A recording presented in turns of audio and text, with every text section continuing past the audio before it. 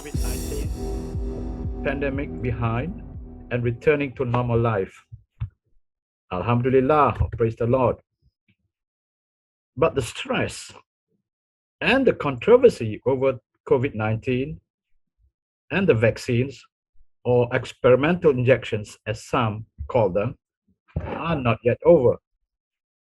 During the Delta wave, which was from April last year, and peaked in August and ended at the year end for Malaysia, our hospitals were overwhelmed and people were dying at home or on their way to hospital. And like everyone else, we were all looking forward to the promised savior, that is the vaccines, the best of which claimed over 95% efficacy in preventing infection and almost 100% efficacy in preventing deaths from COVID-19. But when we actually got those vaccines, we discovered that they did not do what was promised. More disappointingly, we were faced with so many cases of vaccine injuries and even deaths, although in most cases the authorities tried their best to deny causality. Despite this, the vaccines were approved for emergency use on young adults, then on teenagers, then on children 5 to 12 years old, and recently in the USA, it was approved for 6-month-old babies to toddlers under 5 years old. As happened with the other age groups, once it is approved in the USA, other countries, including Malaysia, are likely to follow. So tonight, we have invited 2 researchers and activists from the US who are working closely on this matter to help us understand the implications.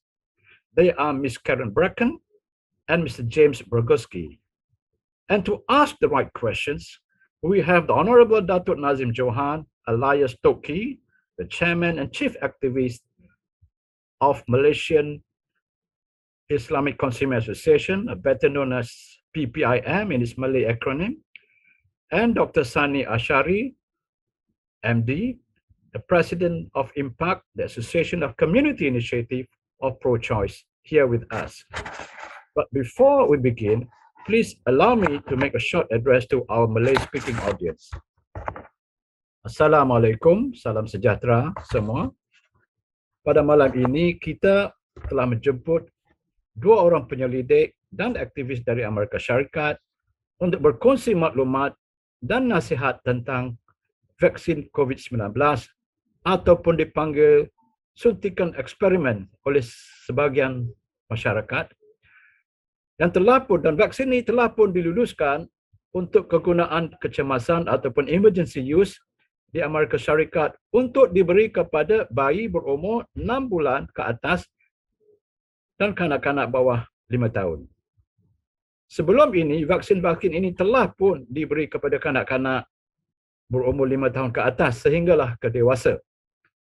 Sesi soal jawab malam ini adalah untuk mengupas isu kegunaan suntikan-suntikan ini ke atas bayi-bayi dan kanak-kanak kecil. Yang berbahagia Datuk Nadzim Johan ataupun Toqqi, iaitu Ketua Aktivis PPIM, dan Dr. Sani Ashari, Presiden IMPAK, akan bertanya, dan Ms. Karen Bracken dan Mr. James Roguski daripada Amerika Syarikat akan menjawab. Perbincangan akan diadakan di dalam bahasa Inggeris dan akan dialihbahasakan oleh Dr. Noor Fadzilah. I now have the pleasure to introduce our panelists. Okay, first and foremost is yang berbahagia Datuk Nadzim Toqqi. He has held many positions in many associations, NGOs, and government-appointed advisory bodies, all related to promoting and protecting the rights of the consumers for more than 25 years. The list of bodies that he is involved with is too long to read. He is well known as a champion of the people and not just a champion of the Muslim consumers, although he is most famous for his role as the chief activist of PPIM, or the Malaysian Islamic Consumer Association. He has risked his life on many occasions in championing consumer rights. He is indefatigable and never says no for any request for help, which is why he is much loved by the people. And then we have our second panelist is Dr. Sani Ashari, MD. The Sani is a medical graduate from a local university. He has been in the government hospital. He was in the government hospital for 4 years in various disciplines, and he joined a general practitioners group and established multiple clinics in the state of Johor down south. And currently he advocates wellness, nutritional, herbal, and immunotherapy.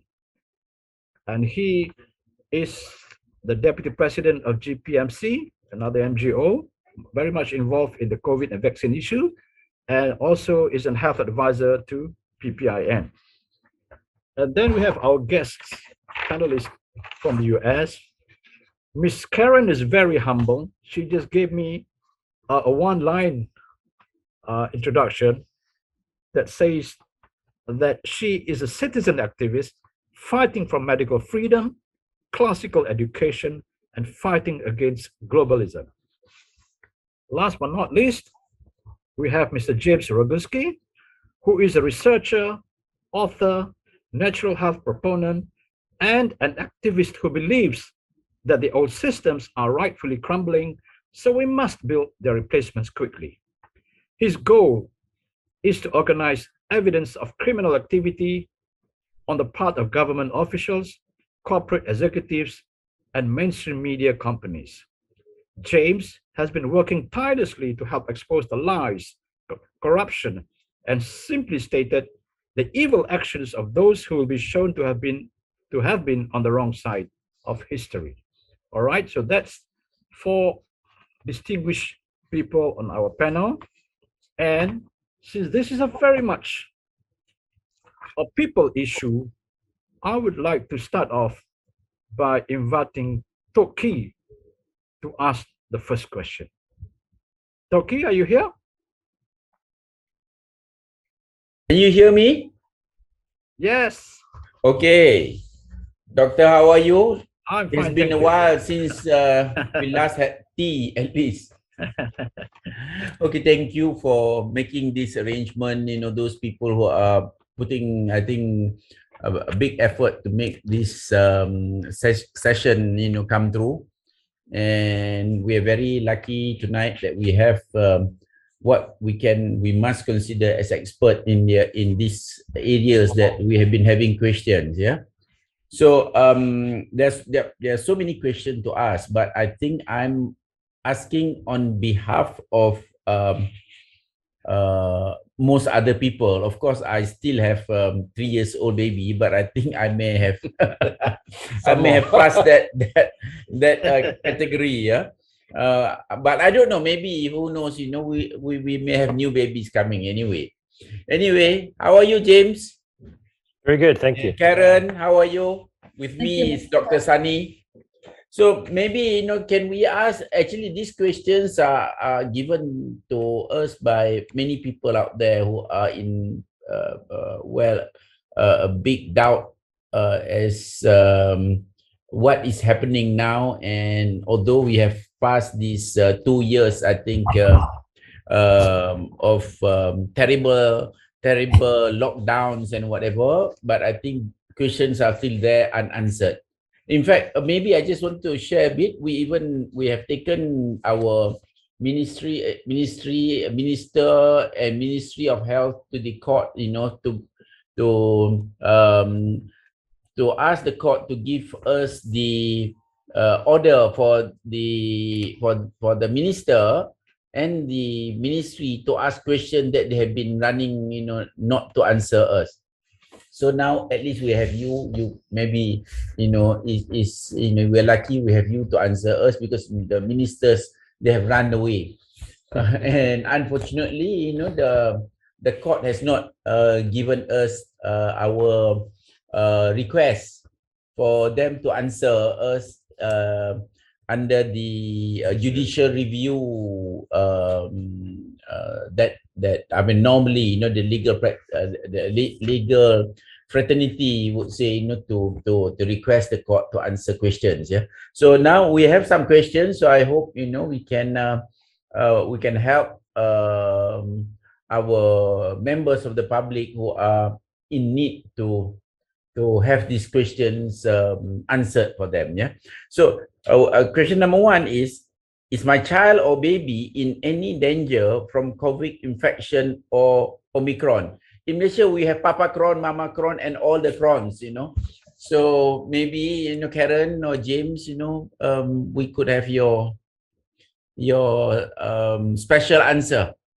Thank you, Mr. Toqqi. The original Wuhan strain is long gone, and the current variant that we're dealing with is Omicron. And Omicron in healthy children is nothing more than a cold. There have been 0 deaths in children from Omicron. 0 death. Understand that dying from COVID is different than dying with COVID. In the United States, if you entered the hospital with terminal cancer and tested positive for COVID, of course, using an extremely inaccurate test, or it was assumed you had COVID, your admission and your death was counted as a COVID event, not a cancer death. This was a tactic used to drive up the number of deaths and fear. In my opinion, the vast majority of the world is absolutely unaware about the truth about COVID-19, because much of the harm that is attributed to the so-called virus is actually due to factors that our government has kept hidden from us. Dr. Chetty from South Africa, who I feel is the preeminent expert at this, has clearly stated that the disease has 2 distinct phases. And the so-called vaccines only address the viral phase. It's what comes after that that's important. The real problem is the second phase of the disease, which is an over-response of the immune system. Children tend to have an immune response that is much more appropriate, so they do a lot better. In my humble opinion, and I mean this very sincerely, to inject infants with a gene therapy that is actually designed to imbalance their better, natural, innate immune response is beyond foolish. It's criminal. Oh, yeah. Okay. Is it true that many participants in the Pfizer trial dropout were removed from the study on children from 6 months to 4 years old of age? Have you got information on that? Yes, and that's a very true statement. Dr. Pierre Corey exposed recently that there were 4,500 children that started in that study, but 3,000 children either dropped out or were dropped from the study, and there's no explanation as to why, and no one in the U.S. health agencies have questioned this. Also, if you look at the chart from the Pfizer trial for 6 to 23-month-old children participating in the study, they started out with 1,178 children, but ended the study with just 277 children, with an overall efficacy of 14.5%. And they used a deceptive tactic to make people think the injection was 75.5% effective. We'd like to know what happened to those children that were dropped off of the study or who dropped out of the study. I would love to continue, but did we miss the opportunity to translate the first question? Yeah. Sorry, I missed that. Okay. I'm going to begin the translation, okay? Untuk soalan pertama ya, adakah anak saya di dalam bahaya jika dijangkiti COVID atau Omicron? Karen Bracken menerangkan, virus COVID yang asal, original dari Wuhan, China, sudah tidak wujud. Varian virus sekarang adalah Omicron. Jangkitan Omicron pada kanak-kanak sihat adalah seperti sesama biasa. tidak ada kematian kanak-kanak yang dijangkiti Omicron, dan kematian disebabkan COVID tidak sama dengan kematian disebabkan penyakit lain berserta dengan keputusan COVID yang positif. Di Amerika, jika termasuk hospital disebabkan kanser tahap akhir tetapi mempunyai keputusan ujian COVID positif, rekod kemasukan hospital atau punca kematian pesakit kanser akan dicatatkan sebagai COVID. Jadi ini adalah salah satu cara meningkatkan kes kematian COVID yang tidak tepat di Amerika. James Roguski pula mengatakan kebanyakan populasi dunia tidak sedar kebenaran tentang pandemik COVID-19. Kebanyakan kemudaratan yang disangka disebabkan virus COVID sebenarnya adalah disebabkan fakta-fakta yang disembunyikan oleh pihak kerajaan. Seperti diterangkan oleh Dr. Chetty daripada South Africa, jangkitan COVID ada dua fasa. Vaksin hanya mempengaruhi fasa pertama jangkitan. Masalah sebenarnya adalah pada fasa kedua, di mana tindak balas sistem imun menjadi terlalu aktif. Kanak-kanak mempunyai tindak balas sistem imun yang lebih stabil dan kuat, jadi lebih cepat sembuh. Pendapat peribadinya ialah suntikan vaksin berteknologi genetik yang akan mengganggu keseimbangan sistem imun semula jadi kanak-kanak boleh dianggap sebagai satu kesilapan ataupun jenayah. Saya teruskan soalan 2. Adakah benar ramai peserta ujian klinikal Pfizer untuk kanak-kanak berumur 6 bulan ke 4 tahun telah sengaja dikeluarkan? Karen mengatakan dari penerangan Dr. Pierre Corey, jumlah 4,500 peserta, 3,000 telah sendiri keluar atau dikeluarkan. Tidak ada penjelasan kenapa dan tidak ada seorang pun dari Kementerian Kesihatan Amerika, US Health Agency, menanya tentang fakta tersebut. Dari carta Pfizer untuk kanak-kanak 6 hingga 23 bulan, jumlah bermula 1,178 peserta tetapi berakhir dengan cuma 277. Dengan keputusan keberkesanan vaksin hanya 14.5%. Tetapi dengan kaedah statistik, mereka menyelewengkan keputusan menjadikan keberkesanan vaksin kepada 75.5%. Apakah yang terjadi kepada peserta yang telah dikeluarkan dari uji kaji Pfizer tidak diketahui. James menjelaskan lagi. Yes. Dr. Noor? Yes. James James haven't explained, sorry. James menjelaskan. The question was, what happened to the missing children in the Pfizer study? And, unfortunately, the details of what happened to these missing children is not available to us. 2/3 of them dropped out of the study. And so what we can say is that after the first injection, the children were actually 30% more likely to be diagnosed with COVID. And so the first injection was shown in the study to have a negative effectiveness. Nearly 10% of the infants who received the injections were diagnosed with COVID-19. So it did not prevent infection. One of the children was actually hospitalized with a high fever and a seizure. And so none of the children who received the placebo were hospitalized. It's a fundamental insanity to accept this study. To have 2/3 of the participants disappear without any explanation means that the entire study should have been seen as null and void. James pula menjelaskan, can I carry on? Yes, please. Okay. Yes, please. James pula menjelaskan ujian vaksin Pfizer menunjukkan kanak-kanak yang disuntik dos pertama adalah 30% lebih dijangkiti COVID. 10% bayi di bawah umur 1 tahun yang divaksin dijangkiti COVID dan 1 bayi masuk hospital disebabkan demam tinggi dan sawan. Bayi yang tidak divaksin tidak ada yang masuk hospital. Jikalau 2/3 dari peserta dikeluarkan dari ujian klinikal, ini bermaksud uji kaji Pfizer patut dibatalkan.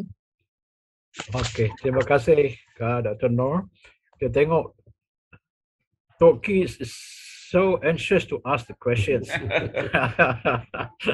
We've been waiting for answers. Yeah. Okay. All right. Okay. So we have to face these problems, issue together. It's a big issue, but we we face with calmness and determination. So now I would like to invite Dr. Sani Right. to ask his question. Now we're talking about data and statistics, right?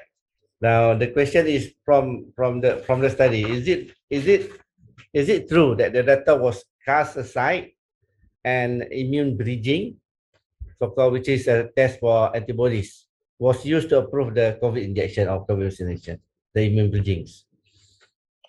Yeah, it surely appears that way. Immunobridging, in my opinion, and the opinion of some experts, is how they hide behind a failed trial. At a meeting on June 22nd, Dr. Merle Ness stated during the chat session that immunobridging studies, the cheap studies that don't mean anything, to me says it all. And on June 28th, 2022, there will be another hearing in the United States to vote on whether Pfizer and Moderna can change the formula without any trials or studies. The data from the real world studies were just absolutely ignored. And it didn't even come close to meeting the criteria that would justify authorizing these for use in infants. If anything, the actual results of the study provide ample evidence to avoid the shots. The US government and the mainstream media are hell-bent on getting these injections into little babies. And in my opinion, and I say this again, very seriously, they are committing fraud and they are lying to the American public.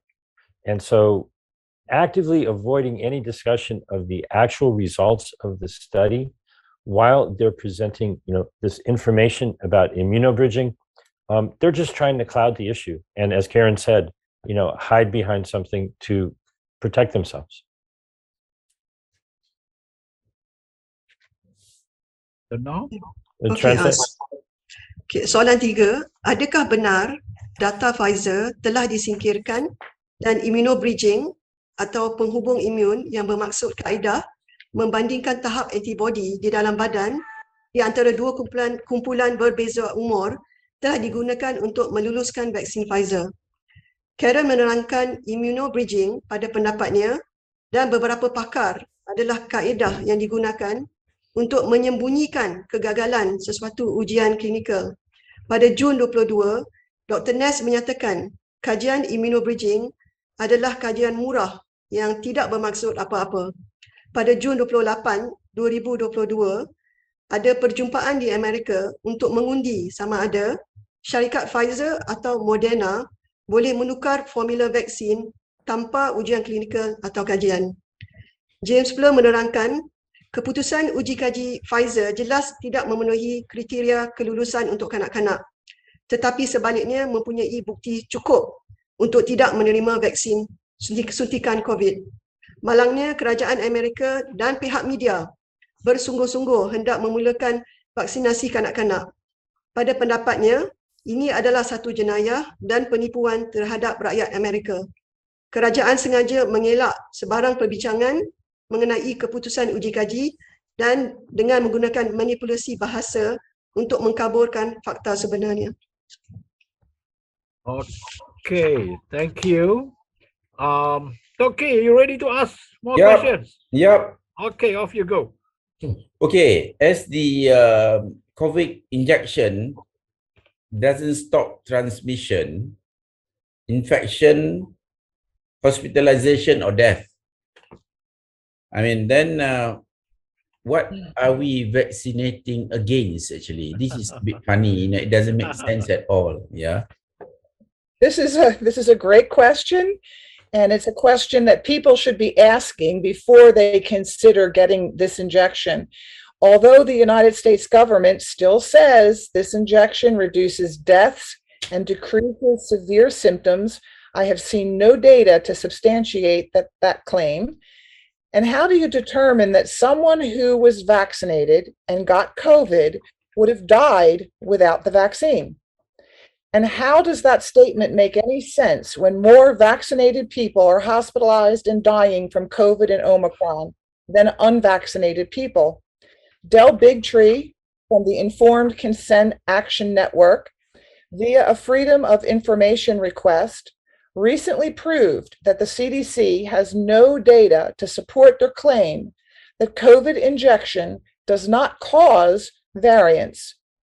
The Children's Health Defense has proven the CDC is not monitoring the VAERS system, even though they stated they were monitoring for safety signals. So, why would we believe this injection saves people from hospitalization and death without any real proof? In my opinion, the insanity of the concept of vaccinating by injecting something into the arm in order to treat a respiratory infection has just absolutely astonished me for decades. When a person or any mammal breathes in a pathogen, okay, the immune system generates antibodies that are known as IgA.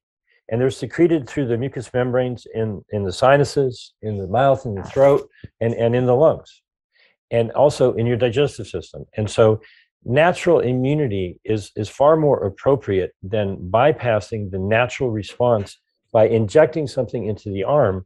To me, it boggles the mind. 75% of American children have already been exposed to SARS-CoV-2.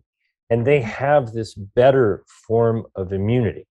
It's likely that the situation is similar in Malaysia and around the world. And so injecting babies who've already been exposed to COVID is just absolutely absurd. Soalan 4 ya. Suntikan COVID tidak menghalang jangkitan, penularan, kemasukan hospital atau kematian. Jadi apa yang kita gunakan vaksin untuk mencegah? Karen menerangkan ini adalah satu soalan yang baik dan patut kita semua menanya diri sendiri sebelum menerima suntikan COVID. Walaupun kerajaan Amerika masih mengatakan suntikan mengurangkan kematian dan jangkitan serius, saya tidak menjumpai data untuk menyokong pendapat mereka dan bagaimana hendak memastikan seseorang divaksin yang meninggal dunia disebabkan oleh jangkitan COVID, kematiannya tidak akan berlaku jika tidak divaksin. Penjelasan kerajaan Amerika tidak munasabah disebabkan lebih ramai pesakit COVID Omicron yang divaksin masuk hospital dan meninggal dibandingkan dengan yang tidak divaksin. Del Big Three daripada Informed Consent Action Network membuktikan bahawa CDC tiada bukti data menyokong bahawa suntikan COVID tidak menyebabkan varian virus terbentuk. Pihak CHD telah membuktikan bahawa CDC tidak memantau VAS, iaitu Sistem Laporan Kesan Sampingan dan Kematian Vaksin, walaupun mereka mengatakan mereka memantau signal keselamatan vaksin.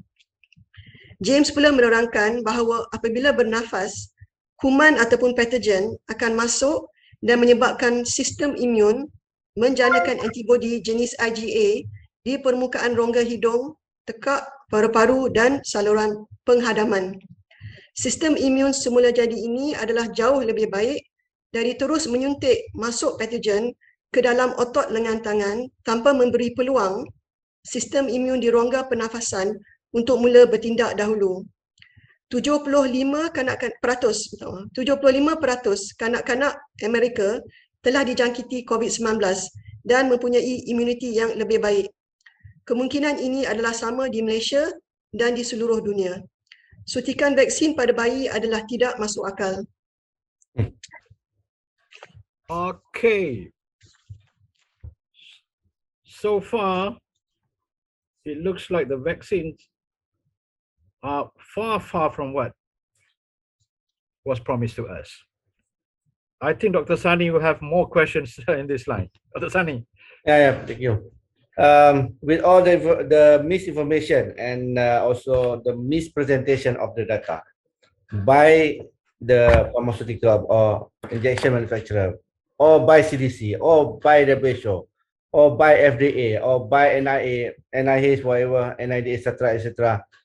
And sadly, my own government during the COVID pandemic, it would mean that I can no longer trust the government. I cannot trust, no longer trust the organization responsible to decide the best and also the safest health guideline and policy for myself and my family. So who can we trust now? What can we do? Please help us. Well, if you are depending on your government or doctor to make the best decisions for your health care, then you are not making your own decisions. You are relying on someone else to tell you what to believe. You need to be the one to make the decision based on information. We are way beyond trust. And there's no reason to trust them because we have verified they are lying. In my opinion, the WHO, the NIH, the CDC, the FDA, the HHS are all co-opted by the pharmaceutical industry and private investors. What you must do is question the authorities, including your doctor, who has undergone very little training in vaccines. Most citizens are more educated about vaccines than most doctors. They are trained to follow the guidelines of the health agencies. What to do? Ask questions and demand proof to back up their responses. Do not trustingly believe what you are told. If they fail to answer your questions and/or they do not know the data to back up what they are telling you, then perhaps you need to turn around and walk away. Well, personally, in my opinion, for decades, the new curse word or the new four-letter word have actually become three-letter organizations like the WHO, the HHS, NIH, FDA, and the CDC. And frankly, I'm amazed that anybody on earth believes anything that they have to say. They can't be trusted at all. They are co-opted, they are corrupt. So what can you do as a parent, as a human being? Taking the easy path and merely doing what you are told without question, quite frankly, is naive. And I realize that it's not easy. It's very, very difficult, but you have to get many different opinions from many different sources. You must ask questions. You must be better informed. You have to take responsibility for your decisions and especially for your child. Dr. Noor? Okay. Translation, please. Soalan 5. Dengan informasi yang tidak tepat dari kajian pelbagai jenama vaksin, CDC, WHO, FDA dan yang menyedihkan kerajaan sendiri, bagaimana saya boleh mempercayai organisasi yang patut bertanggungjawab untuk menentukan rawatan terbaik dan terselamat dan polisi kesihatan untuk saya sekeluarga? Siapa saya boleh percaya sekarang? Apa yang perlu saya lakukan? Karen menyatakan kalau mengharap keputusan terbaik untuk kesihatan anda dari kerajaan atau doktor, bermakna anda tidak membuat keputusan sendiri. Malahan, mengharapkan orang lain menentukan apa yang anda perlu tahu. Tidak ada sebab kita mempercayai mereka kerana bukti-bukti kukuh telah ada yang menunjukkan mereka menipu. Pada pendapat saya, WHO, NIH, CDC, FDA, HHS telah bersekutu dengan industri farmasi dan organisasi swasta. Apa yang anda perlu lakukan adalah menyoal pihak yang bertanggungjawab dan doktor yang tidak ada cukup pengetahuan mengenai vaksin. Apa yang perlu anda lakukan adalah menanya soalan dan pastikan mendapat bukti yang kukuh. Kalau soalan tidak dapat dijawab atau mereka tidak tahu, tinggalkan situasi yang tidak pasti sehingga mendapat jawapan yang benar. James pula menjelaskan bahawa sudah berpuluh-puluh tahun dia mengetahui organisasi WHO, HHS, NIH, FDA dan CDC korup dan tidak berintegriti. Mereka tidak boleh dipercayai langsung. Memang tidak senang, tetapi anda perlu mendapat pendapat yang berlainan dari pelbagai sumber. Anda mesti menanya soalan. Anda mesti mendapat segala maklumat dan bertanggungjawab ke atas keputusan sendiri dan keluarga kamu. Thank you. I think the clear message from both of them is that it is very important for us to make our own informed decision. Right? I think that there's a very, very clear message. Dr. Sani, you are the head of IMPAK, doing a lot of work in the areas of championing pro-choice, and at the same time also helping those, I think, burdened by vaccine injuries, for example. Maybe you may have a question in that line.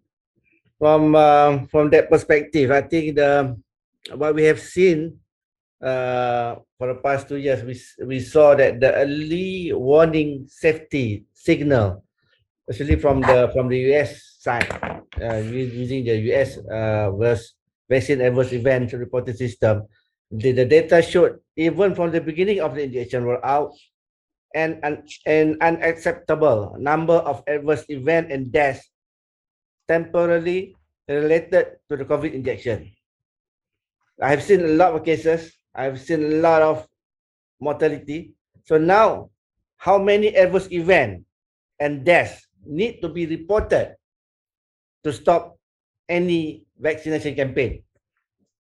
This answer. Thank you. Please understand that the adverse events and deaths in VAERS are grossly underreported. And after a Harvard study from 2006 to 2009 on the VAERS system, it was concluded that VAERS misses 99% of all adverse events. Harvard offered to fix the VAERS system, but the offer was ignored. It is apparent the CDC and the FDA is not interested in a valid reporting system.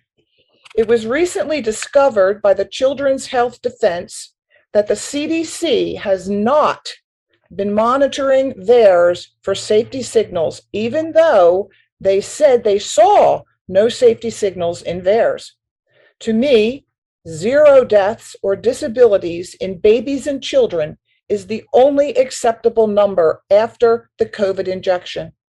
If your baby's chances of dying from COVID or Omicron is nearly 0, and your baby dies or is disabled, is that okay?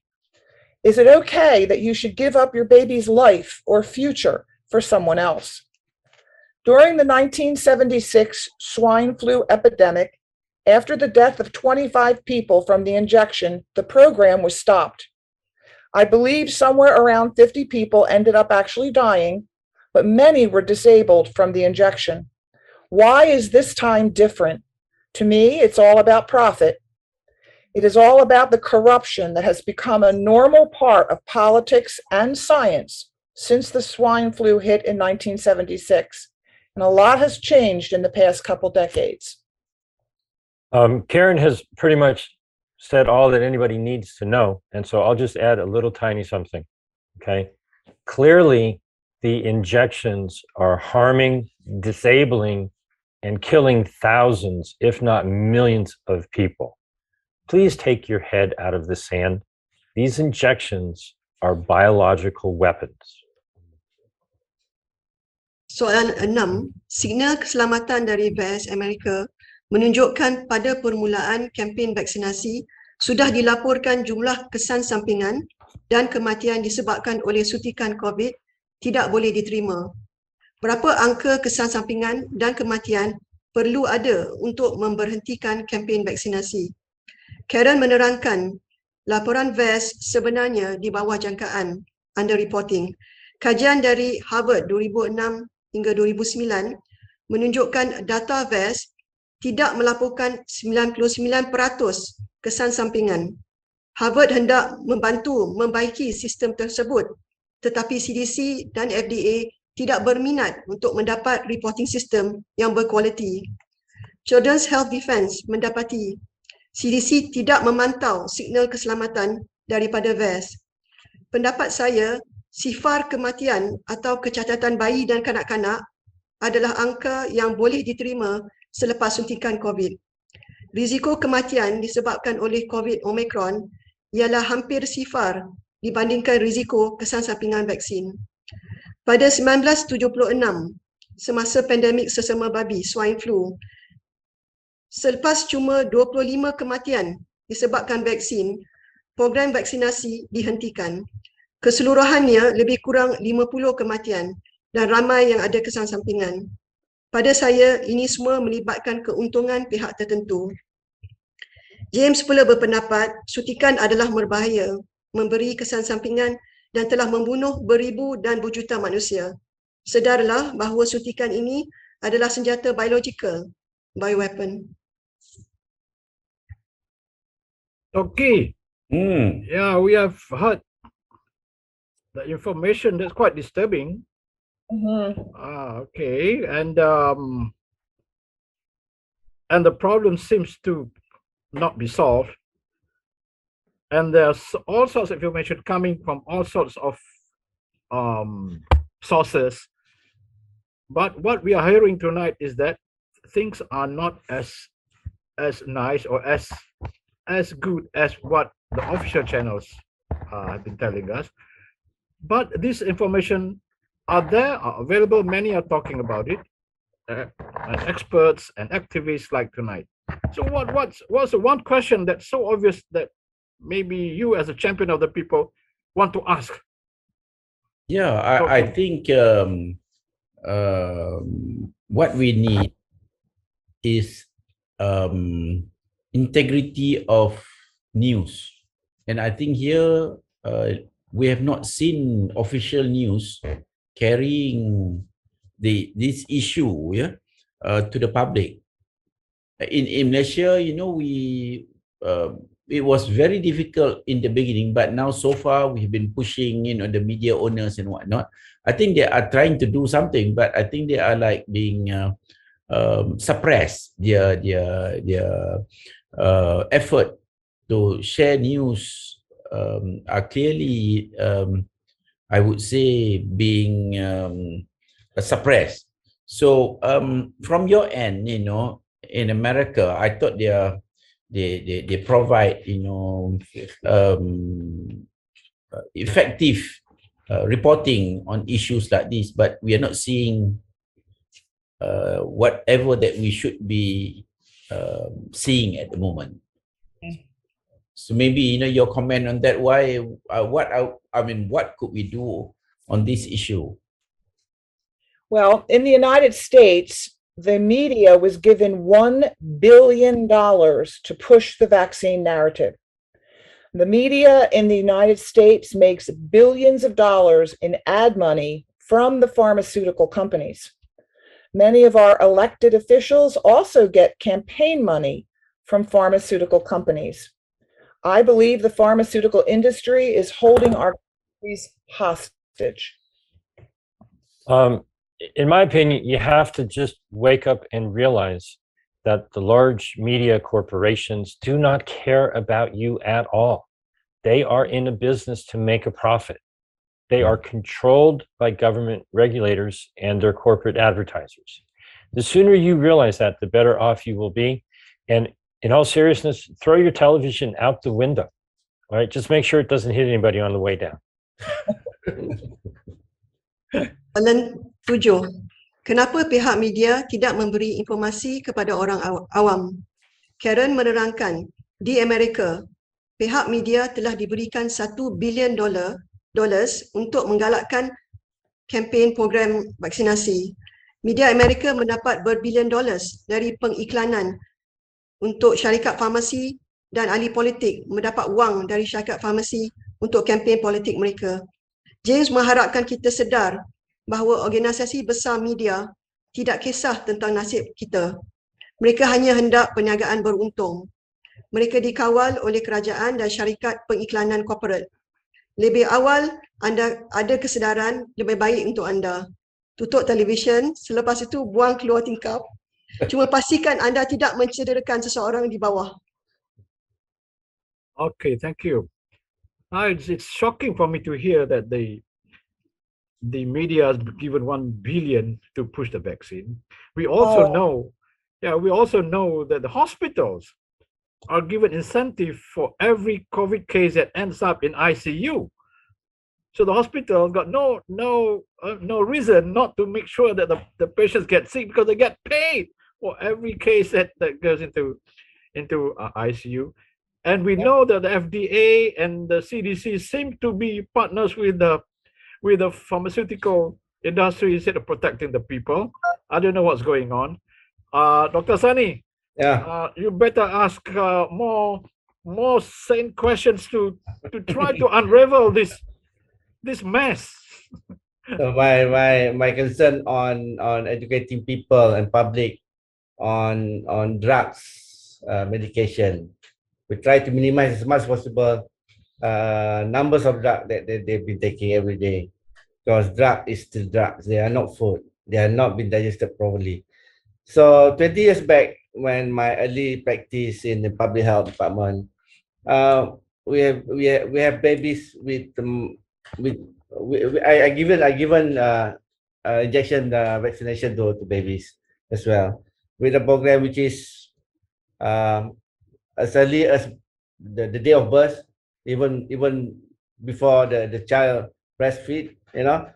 Now the problem is, and on that time we have maximum combo of 3-in-1 DPT or MMR. Now we have 6-in-1. That's crazy, man, because every drug they got interaction, right? Now with a lot of vaccine in their first years of life, they got, I think in Malaysia vaccination program, I think it's about 10 the first year of life. From BCG, from DPT, we got three lines of Hep B. We have measles, rubella, and everything. We now they are giving also flu vaccine to the babies. The problem is interaction and counter interaction. You know, what interaction or counter indication studies they have been done between the COVID injection and all other vaccine our children are given. Do they have that study?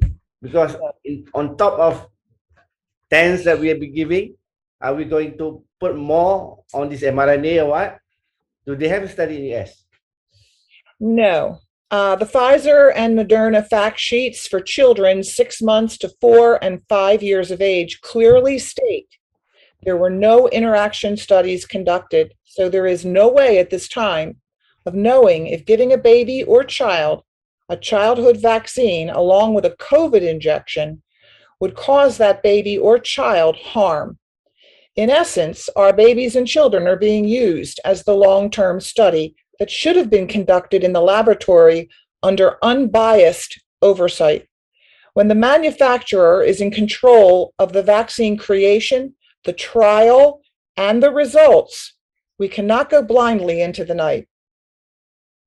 And, unfortunately, it's actually worse than that, because there have never, to my knowledge, been any properly conducted study to understand the overall impact of all of these injections that are given to children and infants.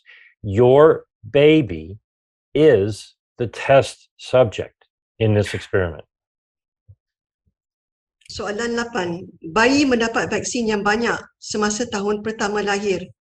Adakah uji kaji yang telah dijalankan membandingkan interaksi di antara COVID vaksin dengan vaksin-vaksin yang lain diberikan kepada bayi? Karen menerangkan maklumat fact sheet dari Pfizer dan Moderna untuk kanak-kanak 6 bulan hingga 4 atau 5 tahun menunjukkan dengan jelas tidak ada kajian interaksi di antara pelbagai vaksin yang berlainan yang diberikan.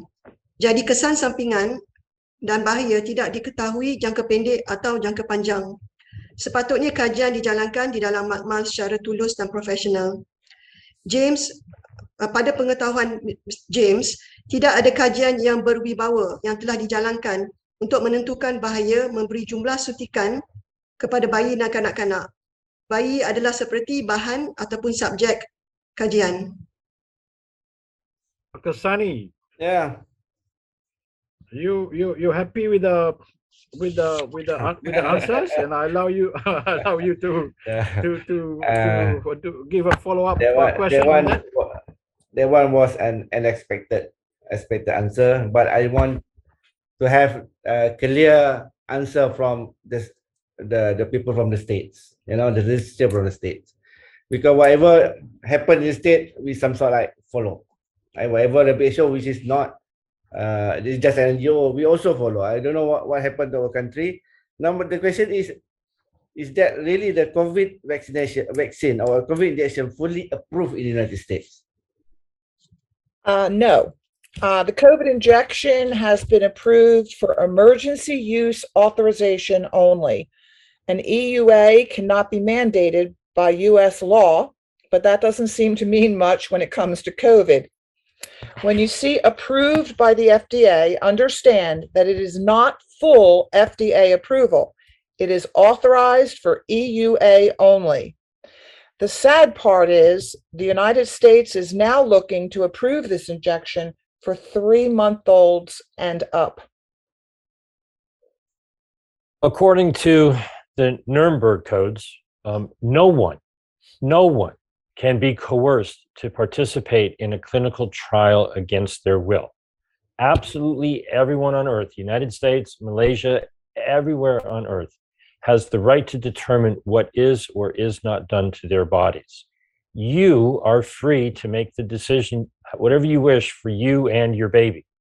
And so anyone who attempts to coerce you into getting these injections or giving them to your children is committing a crime against you personally and a crime against humanity. Soalan 9. Adakah vaksin COVID diluluskan sepenuhnya di Amerika? Karen menyatakan tidak.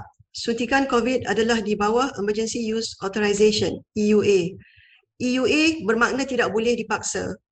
Amerika sedang cuba mendapat kelulusan untuk 3 bulan ke atas. Menurut James, di dalam Nuremberg Code, seseorang tidak boleh dipaksa untuk menyertai ujian klinikal sekiranya tidak mahu. Adalah hak kemanusiaan untuk menentukan apa yang dilakukan kepada badan sendiri. Keputusan untuk diri sendiri dan anak adalah hak anda. Sesiapa yang memaksa atau secara paksa rela vaksinasi diri anda atau anak melakukan jenayah kemanusiaan. Well, we are here discussing vaccination on 6-month-old babies, and they are discussing approving for 3-month-old babies. And by the time we have another webinar on 3-month-old babies, they will be planning to vaccinate newborn babies. And when we have a webinar discussing vaccination on newborn babies, they will be planning to vaccinate our sperms and our ova. That's crazy. Yeah. It's blue ocean. They need to expand their market. With that in mind, Toqqi. Yeah. Your turn. Yeah, this issue on vaccines and natural immunity, actually, as far as we are concerned, I think we have been made to believe that vaccine is a need for newborn as well. So they have been giving vaccination, for newborn babies, on BCG and whatever, all these for this while, yeah. But what is the argument to say that vaccination is better than natural immunity? I think that's something that we need to go out there and get them to prove, to argue. There's no argument. They just give the jab to the newborn baby as well, but not the new vaccine. I'm talking about the older vaccines as well. So, is vaccine better? Well, vaccination in people with immune deficiencies may provide more protection than natural immunity. But in the past, our health agencies have always led us to believe that for healthy people, natural immunity is superior to vaccine immunity. Even Dr. Fauci stated that fact when discussing the flu vaccine during a CNN interview. If someone in the past contracted measles or mumps they were considered immune and did not need a vaccine. It has been stated by such experts as Dr. Yeadon and Dr. Bhakti that mass inoculation during a pandemic is dangerous and causes variants to form as the initial virus fights for survival. And again, our CDC was unable to provide any proof the COVID vaccine was not causing variants. You know, words really matter. And the word immunity means that if you're exposed, you will not get infected. Yeah. Most people are unaware that the CDC changed the definition of the word vaccine. Oh. Okay. It does not mean that it creates immunity anymore. It has been changed, and all that it does is it stimulates an immune response. This is changing the language. This is fraud. Okay. The answer is clear. These injections do not produce immunity. Everyone knows that if you get the injections, you can still catch COVID. Okay. So it's not, is natural immunity better, right? The vaccines, they are not claimed to give you immunity. They only trigger an immune response. So obviously, natural immunity is immensely better. Soalan 10. Adakah vaksin lebih baik daripada imuniti semula jadi? Karen menyatakan, vaksinasi yang diberikan untuk individu dengan sistem imuniti yang rendah mungkin memberi perlindungan yang lebih dibandingkan imuniti semula jadi dari jangkitan. Kementerian Kesihatan termasuk Dr. Fauci apabila membincangkan mengenai vaksin influenza dari dulu lagi, mengatakan untuk individu sihat, imuniti semula jadi lebih baik daripada imuniti dari vaksin. Sesiapa yang dijangkiti measles atau mumps, mereka sudah mendapat perlindungan imun dan tidak perlu divaksin.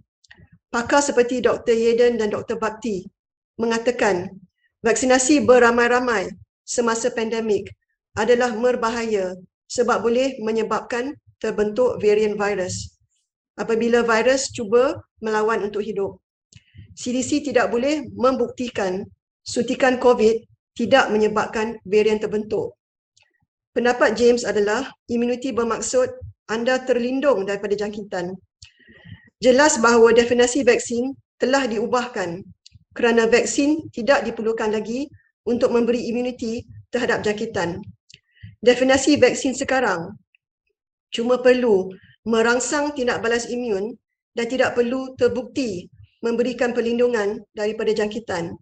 Ini adalah satu penipuan. Kesimpulannya, suntikan COVID tidak memberi perlindungan. Jadi jelas bahawa imuniti semula jadi jauh lebih baik. Dr. Sani, Yeah. maybe you can ask the right questions so that we can explore more the subject of immunity, especially in since we are talking about babies, since Yeah. you talk about multiple vaccinations on babies. The layman terms to describe the insanity of practicing the current vaccination is like what we're talking just now is when we get the newborn non-fit babies. We understand that the mother's colostrum will provide lots of immune factors to the baby to develop the immune system of the baby. Now it seems that this jab, this vaccine is more powerful and more natural probably than the mother's colostrum. You understand? So now we understand that the babies have an underdeveloped immune system. They don't learn much. They need to slowly expose themselves to the environment so that they will develop their own immune system. Right? So plus some more, you put all those schedules vaccination, plus with the thing that we are still in shadows to understand what is mRNA, what is the new COVID injection. what is the impact? What is the next impact? If you know what is going to future, projection for the health of the babies, because we know that they are underdeveloped, and you put so much stress to the baby's immune system. Thank you. I'm gonna talk right now with Tatiana. Probably she will be there until 10:30 or 11. Okay, and she will send you the report by email. Okay. Well, I have my own opinion, but I'm not a doctor or a scientist or a researcher. But this is a good question and it needs to be answered.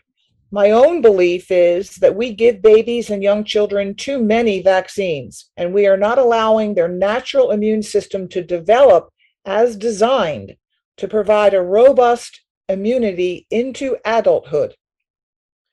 Sometimes the answer is so obvious, and you miss it because it's so obvious.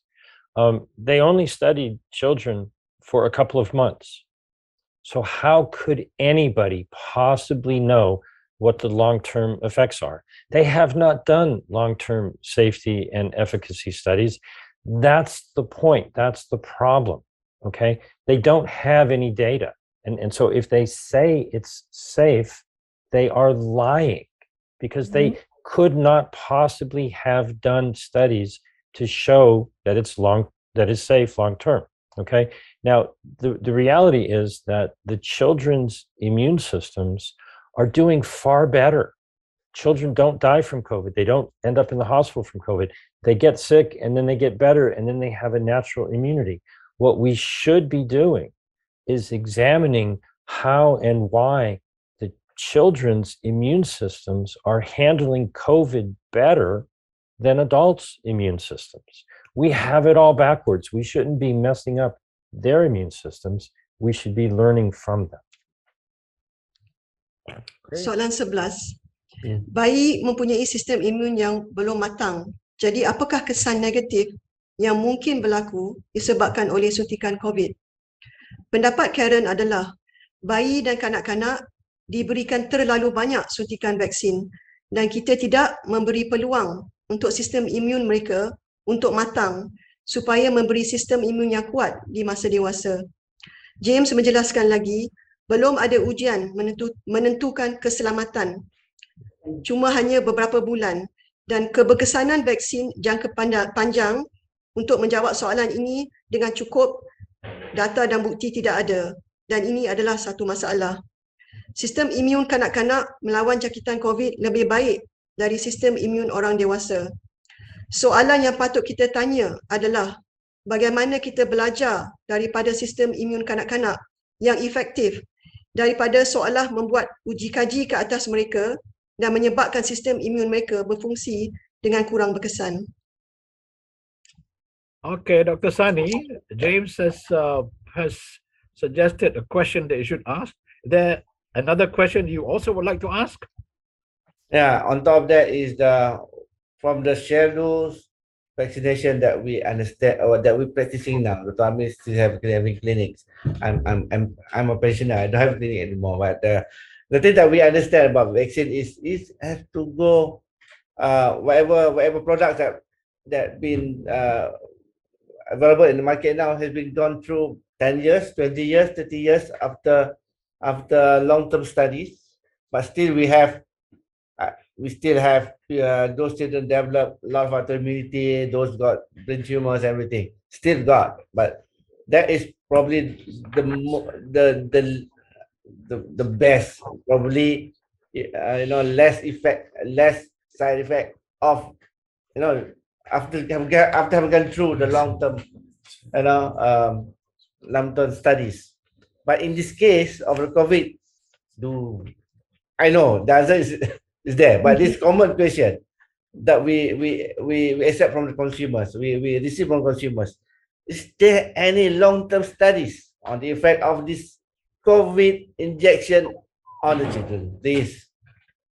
No. Sadly, there has not been any long-term studies. We are the long-term study. Pretty much humans are being experimented on, and that will be the same for children. This is not science. In my opinion, this is genocide. I expect one day we may hear, well, after 10 years of following COVID-injected people, we deem the experiment a failure. It was a failure after the first month when 1,200 deaths were reported. As of June 10th, 2022, a large portion of deaths reported in VAERS happened between day 0 and day 2 of getting the injection. And this was for all age brackets. You know, maybe if you consider 2 to 3 months long term, you know, then you can say there were long-term studies. It all depends on, you know, what you think, you know, long-term is. But, you know, that is an entirely too short of a period of time to study the effects of a gene-altering therapy. You joked earlier about injecting, you know, our sperm and our eggs, but that is what is happening. The drug, the injection does get into those areas of the body and are actually impacting the next generation. And so it is absurd for anyone to say, you know, that this is safe. You know, we're worried not just about the children, but about everyone's grandchildren. So, you know, please, if you want to let your child be in an experiment, you know, make that decision, but, you know, don't accidentally enroll them in what is just an enormous worldwide experiment. Because that's what it is. Soalan 12, adakah wujud ujian jangka panjang mengenai kesan sampingan suntikan COVID? Karen menyatakan tidak ada. Kita manusia adalah uji kaji jangka panjang. Ini bukan sains tetapi pembunuhan beramai-ramai. Kemungkinan selepas 10 tahun mengikuti individu yang telah diberikan suntikan COVID, baru kita boleh menilai bahawa kajian ke atas manusia ini tidak berjaya. Untuk suntikan COVID, telah dilaporkan dalam bulan pertama 1,200 kematian. Pada Jun 10, 2022, kebanyakan kematian yang dilaporkan dari data VAERS berlaku pada hari suntikan dan hari kedua. Menurut James, 2 ke 3 bulan tidak cukup sebagai bukti keselamatan suntikan COVID. Kemungkinan kesan sampingan bukan sahaja melibatkan kemudaratan kepada kesihatan anak, tetapi kesan terhadap generasi yang akan datang. Jangan membenarkan anak anda menjadi bahan uji kaji. Okay, Toqqi. Yeah. We heard the last sentence just now. Don't let our children be the guinea pigs like, wow, the older ones than us. We're all guinea pigs, whether we like it or not. No, I've not taken the injection. The children. I've not taken the injection. So I'm not the guinea pig. Oh, they are chasing you. Okay, they're chasing you. But you are not just a champion of the people. You have to be the champion of our children too. Yeah, right. So my children are not getting vaccination right. also. Okay, so what would you like to ask about this vaccine? No, I'm. You see, we have all the good doctors, the experienced people out there, and America is supposed to be very liberal, you know, in issues like this. But what is being used to argue that there's a need, there's a serious need? Because as far as we know, there's no need at all. But what is the argument to say that there's a need? What is the argument that is considered to be palatable for people, you know, to allow their children or babies, you know, to be vaccinated? What the argument? Because I don't see, you know, we have for the last hour or so, we have seen it, but still, you know, they are pushing. So what is the argument to say there's a serious need? There is still a serious need to vaccinate children. Right, and I'll just interject something that's not in the script, but message that most people are getting in the United States is from a bought and paid for media. So they're not getting the truth. They're not getting the facts. But, you know, most children today, after 2.5 years into this pandemic, have already developed natural immunity. And Omicron is nothing more than a cold. And just because your baby or your child was never sick does not mean they were not exposed to the virus and have developed a natural immunity. You know, the real pandemic is this sense of fear that the government and the media have instilled in the people. And an acronym for fear, FEAR, is false evidence appearing real. Okay. So I just want to have people think about the obvious. All right. We've been in this COVID situation for the past 2.5 years, and children are still alive. All right. If your child is 5 years old, they spent half their life through COVID. If your child is less than 2.5 years old, they've spent their entire life through COVID. And so what are you afraid of? You know, they're doing just fine. Okay. And so to suddenly think that all of a sudden now it's an emergency that you have to, you know, inject them, it's just absolutely absurd. Soalan 13, adakah kecemasan untuk COVID vaksin kanak-kanak dan bayi? Karen menyatakan kebanyakan kanak-kanak selepas 2,5 tahun pandemik telah mendapat imuniti semula jadi dan Omicron menyebabkan jangkitan sesama biasa. Tidak semestinya bayi atau kanak-kanak yang tidak menunjukkan gejala penyakit belum dijangkiti COVID. James menerangkan pandemik sebenarnya adalah perasaan takut terhadap jangkitan COVID yang telah dipupuk ke dalam pemikiran masyarakat oleh pihak kerajaan dan media adalah sebenarnya suatu krisis. Cuba fikirkan sudah 2,5 tahun anak-anak anda tidak memerlukan vaksin untuk selamat dari jangkitan COVID. Jadi kenapa sekarang perlu suntikan?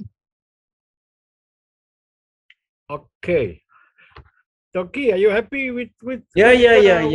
with the answers? Yeah. I'll give you another chance to ask more about for the sake of our children. Is it true that in records, I would say in records, that healthy children, no healthy children have yet died from COVID? Have you? I mean, where is this kind of record is kept in America? Well, again, Dr. Pierre Corey stated that the number of children that died with COVID is near zero. And Dr. Cole states that no children have died from Omicron, which is the variant we are faced with right now. Keep in mind, dying from COVID is different than dying with COVID, as I explained previously. You know, I'll pass on some information that everybody should know, but most people don't. Okay. And this is really not a bold statement, although it might appear to be. The data from the United States is absolutely corrupted. Okay. People need to know that in the law, right, hospitals in the United States are incentivized to keep doing a PCR test until they get a positive result. And if anybody knows about, you know, how they run that with the cycles, they crank it up as high as possible because they get a 20% bonus. The hospitals get a 20% bonus on the entire hospital visit, regardless of whatever the reason was for the person entering the hospital. You can come in for anything. And if they get a positive test, you go into the database as a COVID patient. So if they just get a positive test, that they're earning more money.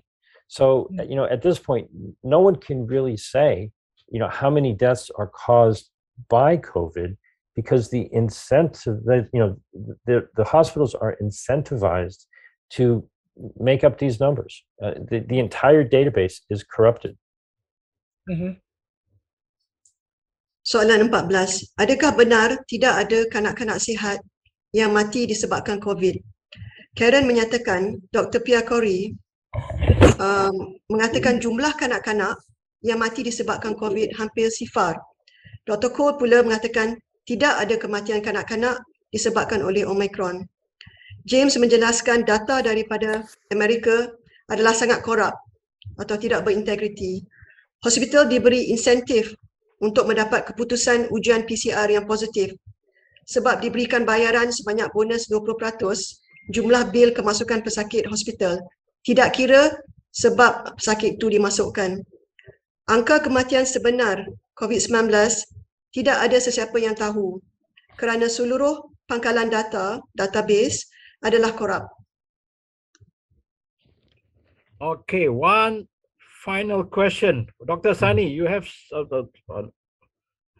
one power question to ask them? That's the last one, last ammo, the last ammunition that I have now. So my question is it true that the United States of America is the only nation approving COVID injection of kids? You know, and then I'm so curious, why is Malaysia rushing to approve this one as well? The US is the only nation that has given an EUA approval for babies as young as 6 months old, but there are countries that will not give the Moderna shot to children under the age of 18. And I believe Sweden is not vaccinating children at all. I cannot speak for the rationale behind the Malaysian government rushing to approve this injection for children, but if they are following the lead of the United States, they may want to reconsider. I'm a stickler for language, and I want to be very, very clear. The FDA has not approved these injections in children. Language matters.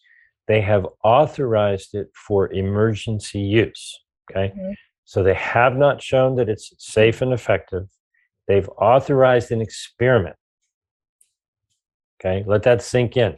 They've authorized it for emergency use only. Authorization under US law does not mean approval. And for the life of me, I cannot understand why any parent would offer up their child as a sacrifice to the false gods of Big Pharma for their experiment. You know, please get the information that you need and you know, make a smart decision. This is crazy. Soalan 15. Adakah benar hanya Amerika negara meluluskan suntikan COVID untuk kanak-kanak? Kenapa Malaysia tergesa-gesa untuk meluluskan? Karen menjawab, hanya negara Amerika sahaja yang meluluskan Emergency Use Authorization EUA untuk bayi dan kanak-kanak 6 bulan. Ada negara yang tidak memberikan suntikan Moderna untuk kanak-kanak berumur di bawah 18 tahun dan Sweden tidak memvaksinasikan kanak-kanak langsung. Saya tidak boleh komen mengenai kerajaan Malaysia, tetapi jikalau mengikuti jejak langkah Amerika, mereka patut berfikir balik. James menjelaskan, FDA belum meluluskan suntikan COVID untuk kanak-kanak. Ia hanya untuk EUA.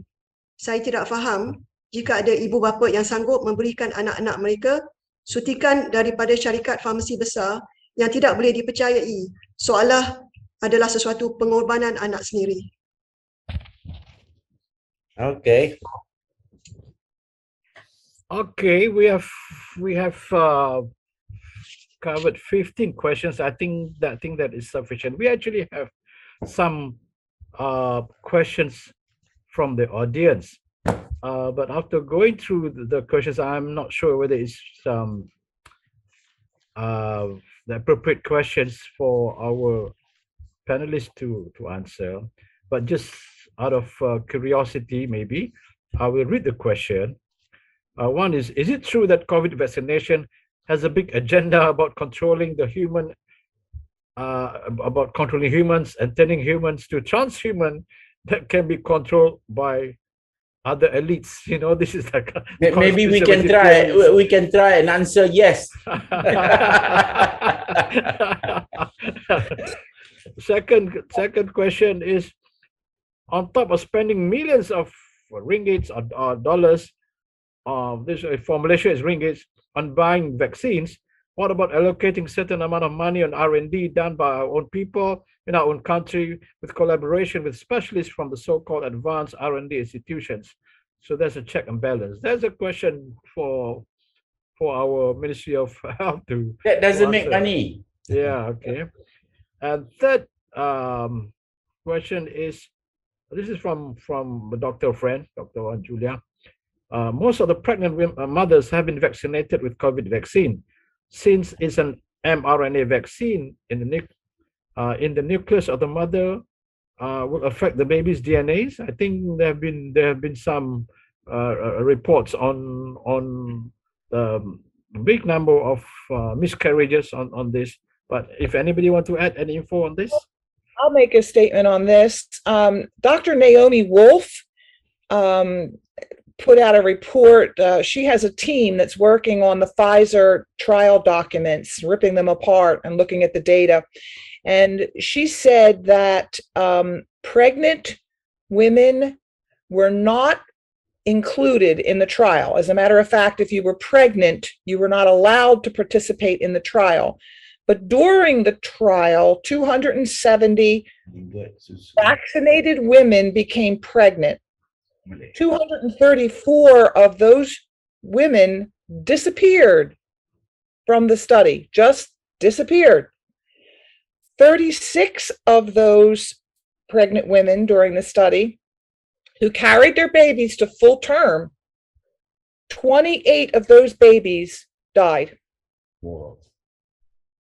And that's right from the Pfizer trial data that Dr. Wolf and her team are working on.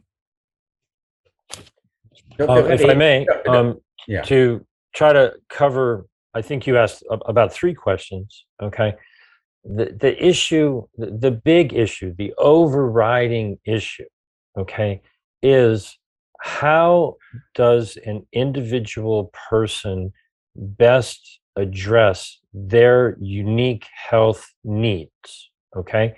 Is it best to do what the WHO is attempting to do with their amendments to the regulations and with their treaty that they're negotiating? They're advocating for a one health umbrella, okay? They want one health idea. They want a one answer for all of society, determined by bureaucrats who are not doctors working in clinics dealing with individual patients. And I'd love to ask the question back to the doctors on the panel, just have a little fun with them.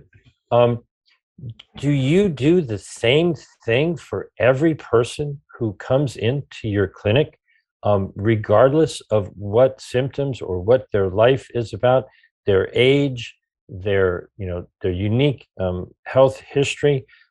The issue is really one of, do we want our health to be controlled from one source, whether it is the WHO or the federal government, the health ministry, or do you doctors feel that individual patients need unique and targeted therapy? Because what's going on, whether it's transhumanism or whatever it may be, everybody has to do the same thing.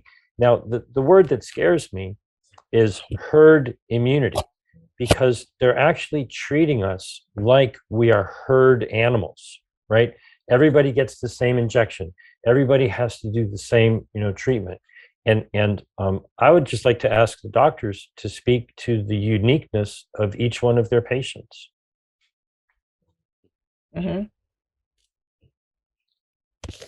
While They're waiting for Dr. Amir. Mute. Unmute, please. Okay, sorry, accidentally. I wanted to ask the Sani to respond to that, since he is into more holistic integrative medicine also.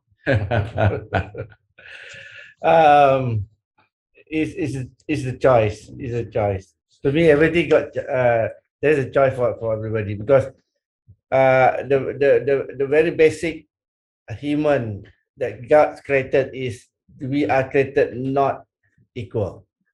We probably have the same black hair, but the metabolism is not the same, similar to everybody. We are individuals, unique, so when it comes to putting something outside into your body, you need to establish what we call is compatibility, some people who can take paracetamol for their headache.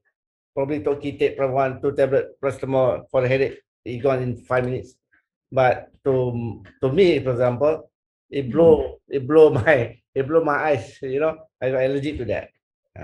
So this is the unique of humans. You cannot put everybody with the same dosage, with the same material. You can, even the food as well. You cannot. Some people, even you Caucasian, you Malays, you Asian, they have some compatibility in food. People are not taking the same food. People are not cannot metabolize the same food because the enzymes that inside our body probably lacking in somebody else. So you need to, you know, because this is a trial. This is a trial. This is experimental. You cannot put everybody under experiments. You know, it kills people. Thank you. Doctor, Yeah. I want to say to share a bit of things. I think I remember reading from what you know, like this Pfizer, Astra and whatever, they have their product spec, you know, and I happen to have read, you know, some of these specs, which says, you know, among other things, one is that it is not for pregnant women, and you cannot cross also the vaccine. If you are breastfeeding, I mean, in a nutshell, they say you have got to check with the experts and whatever. But you know that in Malaysia, we have more than that. We have a statement made by the Ministry of Health and our Dr. Khairi. Even say it's okay, everything is okay. You're pregnant, you're not, they encourage even pregnant women or even force, you know, in some of these pregnant people to say, no, it's okay, don't worry. So this is what is happening in our place. I mean, it's sad to hear, but it is happening. They are even better, or I don't know why they are overzealous in getting these doctors, in getting this vaccination to those even pregnant or wanting to be pregnant. And these are the situation that we are really facing here. But now, luckily, now we have stopped this vaccination for now. But we have been warned also by Khairi that there will be a new Wave. new wave coming. You know, I mean, he knows. I mean, I think he's not bad. You know, he's playing God or whatever. You know, to say that, you know, we got to be ready for another wave of COVID or what, I don't know. But these are facts that I think we have got to take action effectively. Otherwise, there'll be more and more people will be forced, coerced to take vaccine. Okay, right. We are actually spot on 1.5 hours allocated for this session. So before we end, I'd like to invite each panelist to give their closing remarks. I'd like to invite Karen first. Thank you very much. First of all, I just would like to thank the organizers and the moderators for the honor of speaking in this very important forum this evening. Good health does not come from the tip of a needle. I ask the audience to do the research, make their own decisions based on what you feel is best for you and your family. Do not be bullied or intimidated into making decisions you feel are not right for your family. There is power and strength in knowledge. Reach out to those you trust for the truth. Always ask to see the data to back up statements made regarding this injection in all medical decisions. And again, I thank you. It's been an honor to be with you all this evening. Thank you. And Dr. Noor, are you going to translate that or no? James, I'll translate first, okay? Sure. Okay. Okay. Kata-kata penutup Karen Bracken. Saya ingin mengucapkan terima kasih kepada pihak pengurusan dan moderators kerana diberikan penghargaan bercakap di dalam forum yang sangat penting pada malam ini. Kesihatan yang baik tidak datang dari hujung jarum suntikan. Saya meminta mereka yang menonton untuk membuat penyelidikan, buat keputusan berdasarkan apa yang anda rasa terbaik untuk diri sendiri dan keluarga. Jangan dibuli atau dipaksa untuk membuat keputusan yang anda rasa tidak betul untuk keluarga. ada power dan kekuatan di dalam pengetahuan uh, uh, dalam segala pengetahuan. Tanya mereka yang tahu dan percaya untuk mendapat kebenaran, dan selalu tanya bukti data mengenai suntikan dan semua keputusan perubatan. Sekali lagi saya mengucapkan terima kasih dan saya rasa amat sukacita berada bersama anda pada malam ini. Thank you, Karen. James? I'm, very much going to mirror exactly what Karen said earlier, but I'd like to, just point out some obvious things, right? Over the past hour and a half or so, we've discussed a lot of facts. And, I realize that data and facts is not what cause people to take action, right? What gets people to take action are their emotions, right? And one of the problems is when you're afraid or you're scared, you tend to make emotional decisions that may be not very, very good. And so obviously any child that you have that's say 5 years old, they've spent half their life dealing with COVID and they've survived. And if they're, 2.5 years old, they've spent their entire life. And so the vast majority of children have been exposed to COVID. And so that should not cause people fear. That should give them confidence that their child's immune system has protected them so far. And so, I'm not a doctor. I do not give medical advice. I deal with information. And so all I say to people is don't allow yourself to be coerced by bad information. Ask questions, get the facts, and make your own decision. Kata penutup James Roguski, kata-kata akhir saya adalah mudah dan jelas. Selama beberapa jam, kita berbincang fakta. Tetapi saya sedar manusia tidak tergerak dengan bukti data. Kebanyakan manusia membuat keputusan berdasarkan emosi dan terlalu banyak keputusan telah dibuat semasa manusia berada dalam perasaan ketakutan. Tolong sedar bahawa setiap kanak-kanak di bawah umur 5 tahun telah hidup di dalam era COVID-19. Di antara sepenuh atau seumur hidupnya, kebanyakan kanak-kanak telah dijangkiti COVID dan mendapat imuniti semula jadi. Fakta ini patut menjadi sumber keyakinan, bukan sumber ketakutan. Jangan membenarkan diri anda dipaksa membuat apa-apa keputusan tanpa menyoal. Dapatkan fakta benar dan buat keputusan sendiri. Before I invite Dr. Sani, I'd just like to know so that everyone else also can know. Karen, in which city are you speaking from to us? I live in Tennessee. And what time is it there now? It is 10:39 in the morning. Of Friday. Yes, right. The 24th of June. Okay. And James, where are you? I'm in the Los Angeles area and it's 7:40 right now. So you're 15 hours ahead of us here in Los Angeles. Okay. All right. Dr. Sani? In bahasa or in English? Boleh kita conclude dalam bahasa? Your choice. Okay. Because this is from Malaysian, right? So,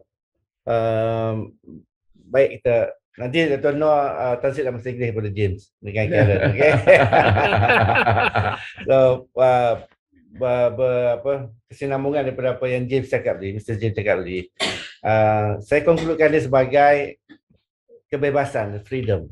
I attended the Health Freedom Expo in the States. Satu expo Health Freedom namanya di United States. I travel every 3 months for the past 10 years to San Diego, to LA, Long Beach, Illinois, everything to learn, untuk belajar tentang holistic approach, holistic products and holistic research on biological, the real biological. Saya tak belajar di university on holistic. Kalau saya duduk di university, I will start with the because university is to me it's like penjara pada ilmu. It's a prison to the information. You cannot expand your freedom. It's about freedom. Kita nak buat apa saja, kita ada kebebasan untuk kita memilih our own approach. Sama juga dengan kesihatan. Kalau kita nak sihat, kita harus tak ditekan. Masalahnya sekarang ni, kita rasa sebab kita mungkin banyak masyarakat kita malas membaca dan hanya memilih satu cara media untuk mungkin sudah dihipnotis atau sebagainya. Jadi macam tak ada pilihan lain lagi dah. Sedangkan Allah ni ataupun Tuhan ni is very great, give you everything, ada dia punya varieties. So choose which one yang baik untuk you. Dan satu lagi, dia harus ada dalam isu vaksinasi ni, harus ada ataupun drug ke apa sebagainya, harus ada exemption. Mesti ada orang yang tidak layak menerima sesuatu produk sebab dia under immunized, immunocompromised, dia ada autoimmunity. You need to, kalian harus appreciate this group of people, because tapi masalah ni pembohongan tu berlaku. Dia kata this good for autoimmunity, this good for this cancer patient, sedangkan cancer patient adalah orang yang very immunocompromised. Dan hasilnya kita di sini di PPIM ni, di pusat pengguna Islam Malaysia ni, kita ada bertubuh, ada satu badan namakan Pusat Aduan Terkesan Vaksin. Sesiapa yang ada masalah datang kemari, atau siapa yang takut sebabkan dipaksa oleh majikan ataupun pihak berkanun, boleh kemari. Kita ada bantuan guaman juga kat sini untuk kita cuba membantu. Pilihan di tangan anda. Jangan anggap mereka itu Tuhan. Saya silakan pada Toqqi pula. Dr. Noor, are you able to translate?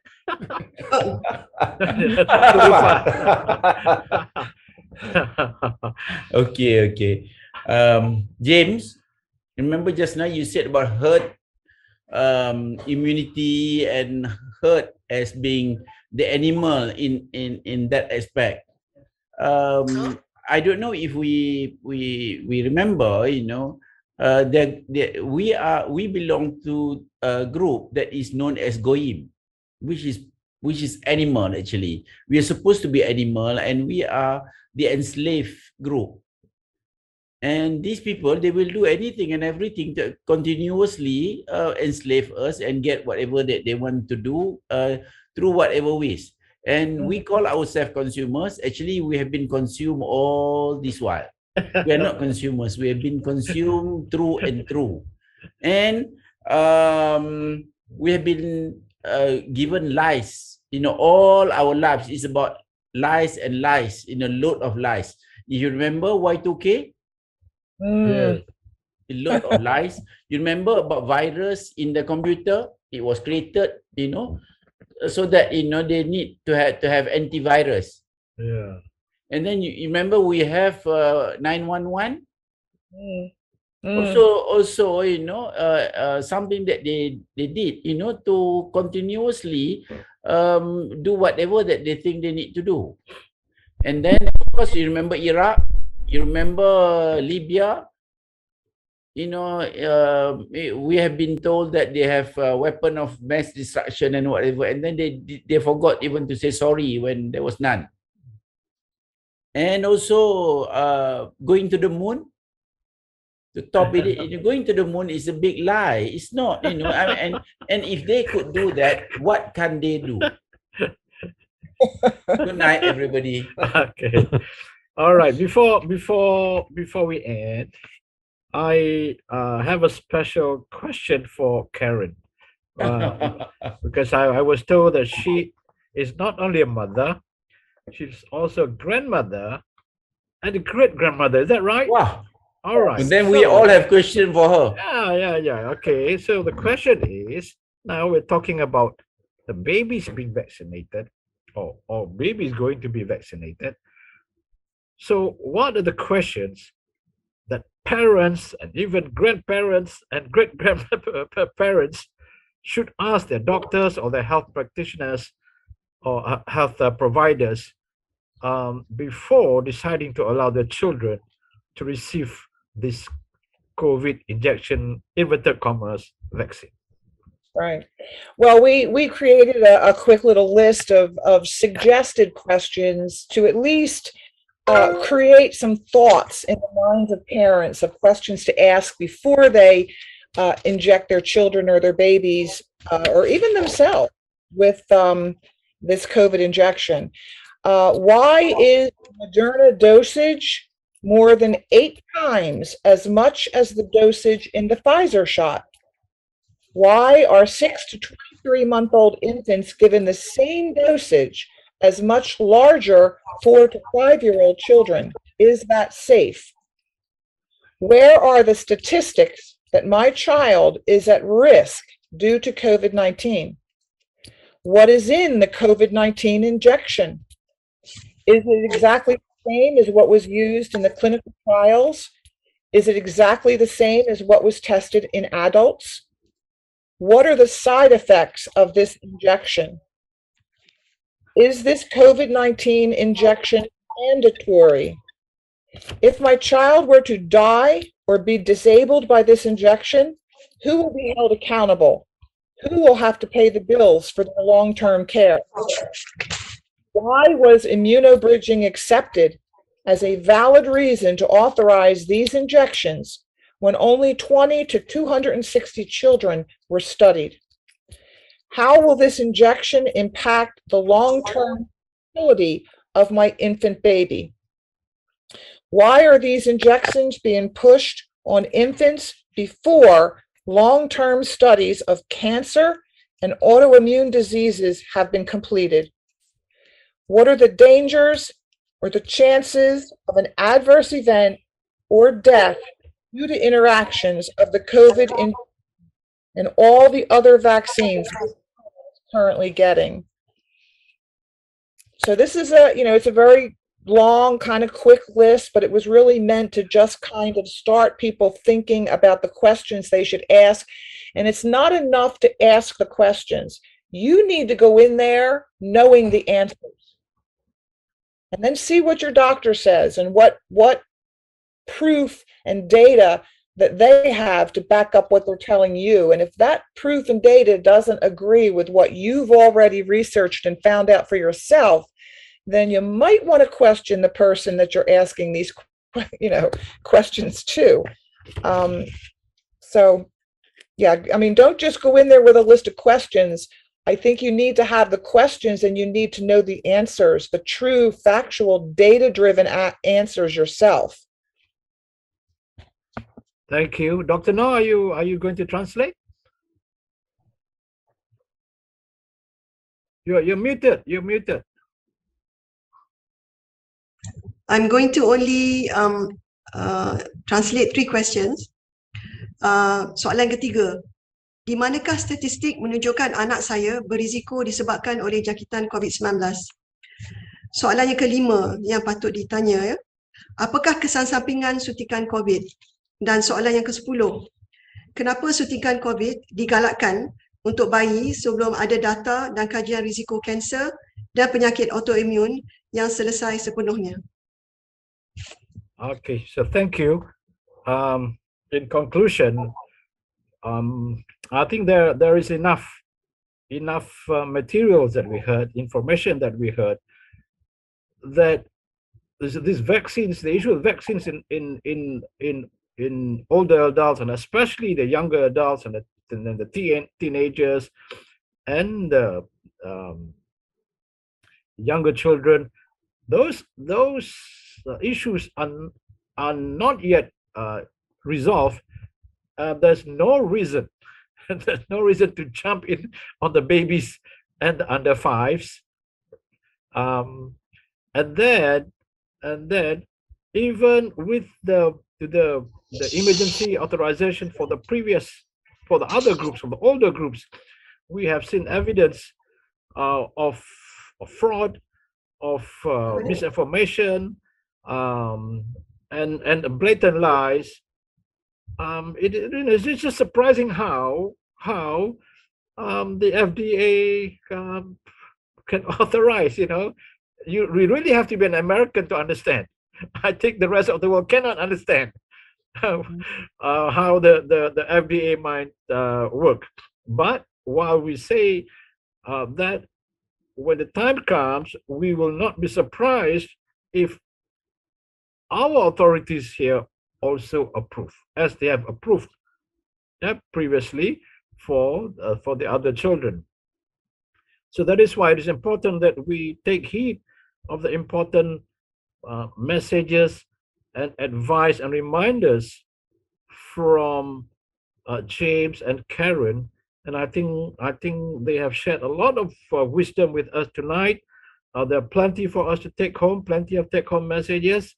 And I think it will be a mistake to not remember what they have cautioned us.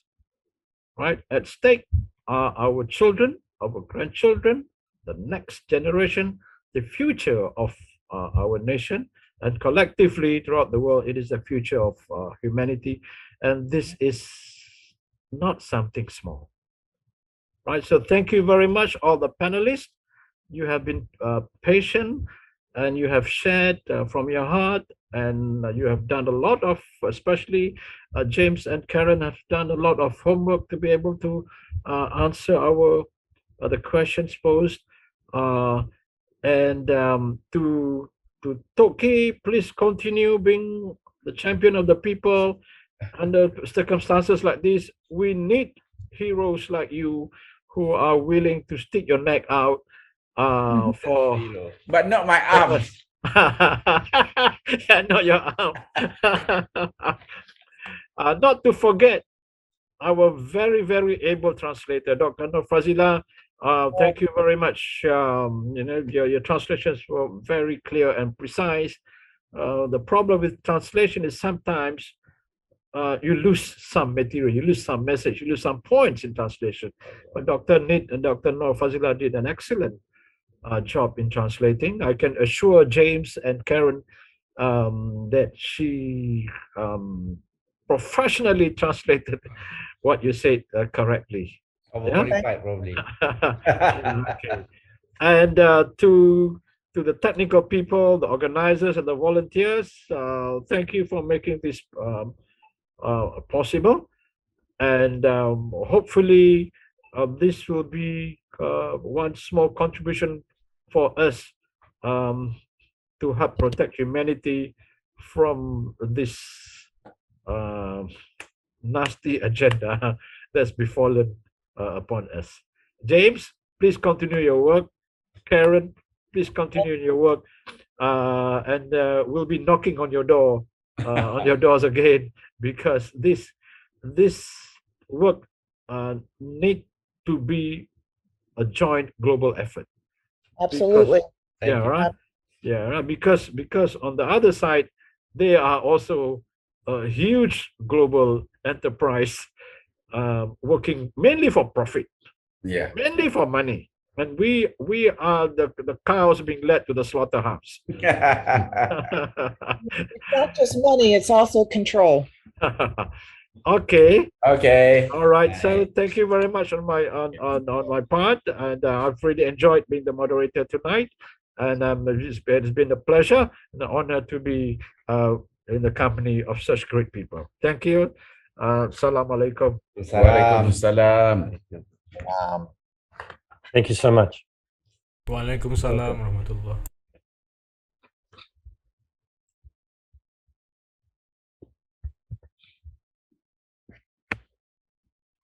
I think we're in the middle of an ongoing crime. I've no idea how long it's going to last. I'm convinced that it will be the biggest crime in history.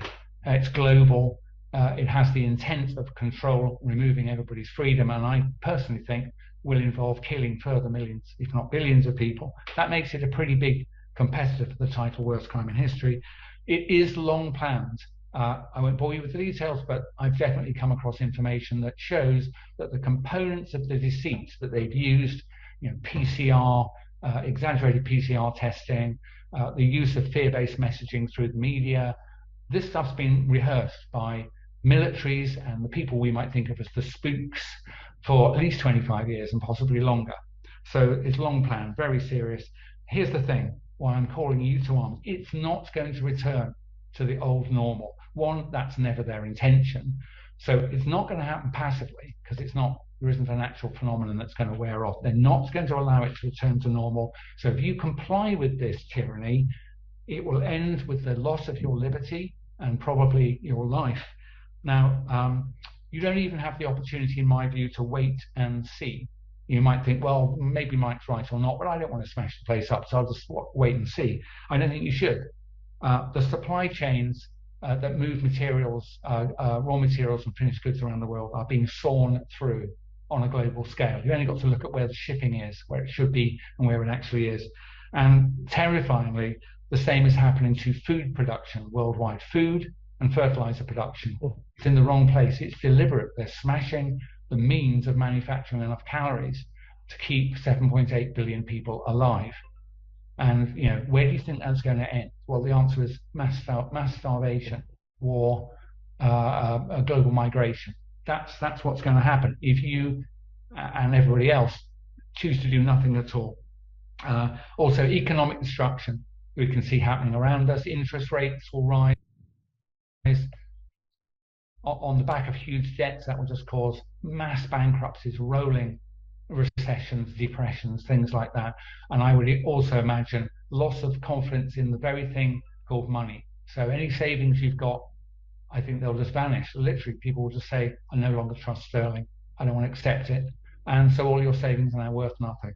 So if you wait, I believe it'll be too late. I think you already know that I'm broadly telling you something that's closer to the reality than what government's telling me. You're probably, like me, terrified. And you probably should be pretty frightened. But I believe that we can head off the worst crimes in history by actively withdrawing our consent and definitely not accepting these digital ID for any reason. Any reason. If you accept it, they will sweep over us. And so, just in the last few words, I implore you to get involved, to use some of what I and others are saying to you. Be brave, actually. You have to be brave now and risk embarrassment. And recruit other people to this cause, and we can roll them over. I think we're 14 and 15 of this month, June 2022, there was Vaccine Advisory Committee for FDA, which had recommended that the Moderna plus Pfizer COVID vaccines from 6 months onwards. Pfizer's authorization just do not make sense to me at all. Efficacy data, and look at this. This is the 6 to 23 months. According to the CDC definition, and then P301. P301 over here is the adult trial. 6 to 23 months old, we're talking Pfizer. 51 cases out of 1,511 children who had the vaccine. So 3.4%. And out of placebo, which were 513, there were 34. So that was 6.6%. So almost double, right? So this is 50.6% efficacy. And if you look at the number below, that is 21.4 to 68.6 is the range of efficacy. Not bad. This is CDC's definition. If you take the same definition for the trial with which we are comparing the antibodies, if you take that definition, then the number of cases 6 to 23 months old were 37 out of 1,511, that is 2.4%. Placebo were 18, that was 3.5%. So total efficacy is 31.5%. But look at the number below, minus 27.7 to 62. So that makes this whole line invalid.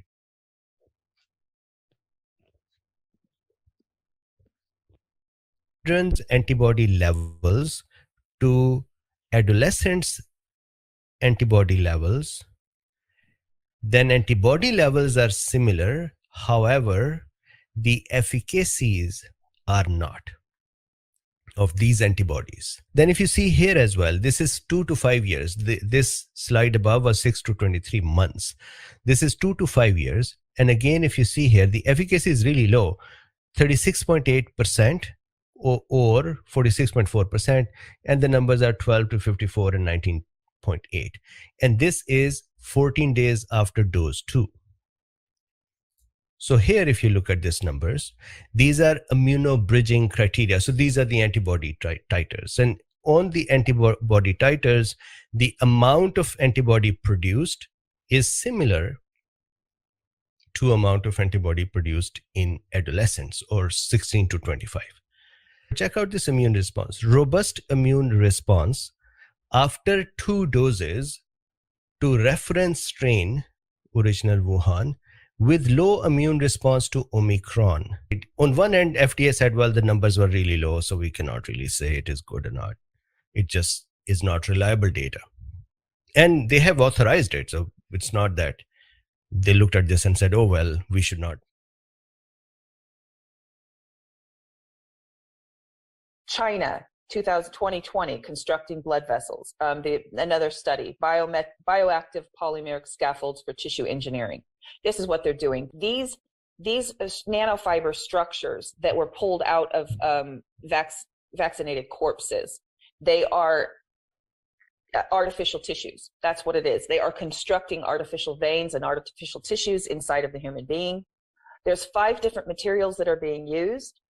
They're synthetic natural polymers, and they are elastic. The most commonly used is a polyester polymer. It's among the most, it's synthetic polymers. The good news is that it is biodegradable. So the vaccinated, it will go out of the body eventually, or can potentially. All of this stuff goes out of the body eventually? Everything that you're talking about here? I don't know if all of it does, but I know that the polyester polymers do. Then there's a silk fibrin, which is a protein component of silk. It gives biocompatible properties with the human body. That's what I think the brown microfibers were. It's like, that looked like kind of like tree bark that Mike Adams was analyzing. I think that that's what this is. It comes from insects and worms. It's extruded from them. It's got a high tensile strength. So literally they are growing and using, it's cross-species genomics. They're using other species and growing it inside of humans. They're using collagen for bone construction. The Chinese biological laboratory in Wuhan is owned by GlaxoSmithKline, which accidentally owns Pfizer. The one who makes the vaccine against the virus, which accidentally started at the Wuhan Biological Lab and which was accidentally funded by Dr. Fauci, who accidentally promotes the vaccine. GlaxoSmithKline is accidentally managed by the finance division of BlackRock, which accidentally manages the finances of the Open Foundation company, Soros Foundation, which accidentally manages the French AXA. Soros accidentally owns the German company Winterthur, which accidentally built a Chinese laboratory in Wuhan and was bought by the German Alliance, which coincidentally has Vanguard as a shareholder, who coincidentally is a shareholder of BlackRock, which coincidentally controls central banks.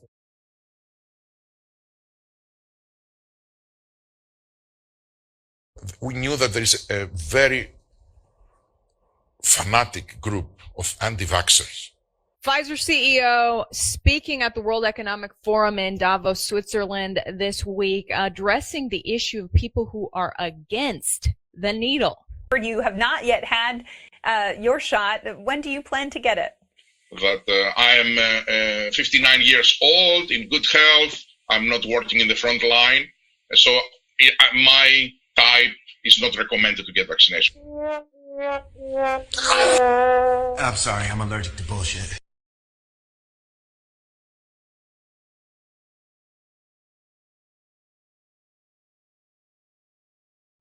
What are your thoughts on that? Well, you heard earlier that there's no real concern about aluminum because it's such a small amount, and so it really shouldn't matter. But the kind of aluminum that we put into vaccines is a different kind of aluminum that we see environmentally. This is called a nanoparticle, and nanoparticles bind really tightly to the bacteria antigens, the virus antigens, the food protein antigens, and any other contaminants that are in the vaccines that we may not know about. And we know that the biochemical properties of nanoparticles is that they are capable of entering the brain. And so we have not evaluated the safety of the aluminum nanoparticle and its injection and where it goes when it gets into the body and whether it gets into the brain. Do vaccine ingredients belong in the brain? No. Do they get into the brain? No one has ever studied it, but animal studies using the same chemicals that are in vaccines that we give to children directly demonstrate that the vaccine ingredients do enter the brain. We are ignoring this information. There are scientists in Europe who've actually done studies on the aluminum nanoparticle and have shown that it can persist in the brain for years and decades. And so what we're seeing is a large outbreak of neurodevelopmental disabilities in adults, including Alzheimer's. And one of the main factors that they're finding in the brains of people with Alzheimer's is the aluminum nanoparticle that's directly related to the vaccines that we're giving. So we have never studied whether the aluminum that we're giving in vaccines gets into the brain, and we've never measured whether it stays in the brain and what it does if it does stay in the brain. But we do know that vaccines are supposed to cause inflammation in the body. But we have more than half of our children with chronic inflamed conditions. And we've never allowed ourselves to ask the question, if the vaccines cause inflammation acutely, do they continue to create inflammation chronically? We have 1 in 5 with neurodevelopmental disabilities, 1 in 10 with ADD and ADHD, 1 in 35 with autism, 1 in 11 with asthma, and 1 in 20 under the age of 5 with seizures. And the autoimmune diseases are exponentially rising, and we are finding that the viruses and the bacteria that we're injecting into the body, along with the adjuvants, create something called molecular mimicry, which means the body sees those viruses thinking that it's foreign, but actually finds pieces of those viruses that match pieces of the self. And the immune system doesn't differentiate between what it's been told to reject and itself. So it will turn the immune system on itself, leading to an autoimmune condition. We know this about hepatitis B, we know it about the Gardasil vaccine, and we know it about the flu vaccine. And we continue to say unequivocally that the vaccines have been studied effectively and that they're safe, and that's just not true.